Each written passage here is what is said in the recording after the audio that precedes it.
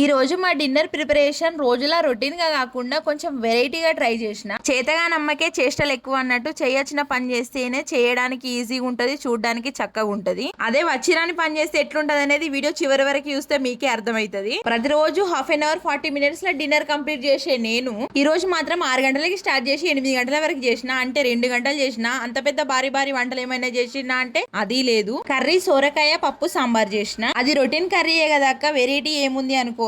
అవునండి, అది రొటీన్ కర్రీయే గానీ ఇంకొక ఘనకార్యం వెలగబెట్టిన. ఇంతకీ అదేందనుకుంటుర్రా? పులిని చూసి నక్క వాతలు పెట్టుకున్నట్టు యూట్యూబ్ లో వీడియోస్ చూసి ఈ రోజు జొన్న రొట్టె చేసిన. ఇంతకీ ఈ జొన్న రొట్టె తినాలి అనే ఆలోచన ఎందుకు వచ్చింది అంటే దానికి ఓ రీజన్ ఉంది. నిన్న నైట్ కరీంనగర్ నుండి ఇంటికి వచ్చేటప్పుడు SRR కాలేజ్ ముందు ఒక అక్క జొన్న రొట్టెలు చేస్తుంది. హెల్త్ కి మంచిది అంటారు కదా అని ఒక 3 రొట్టెలు తీసుకొచ్చినాము. అవి కాస్త మా పిల్లలకి నచ్చి ఈ రోజు నా చేత ఏపించిండ్రు. నేను చేసిన జొన్న రొట్టెలు ఇవే, అంత పర్ఫెక్ట్ గా రాలేదు. అవి వచ్చేంత వరకు ట్రై చేస్తూనే ఉంటా.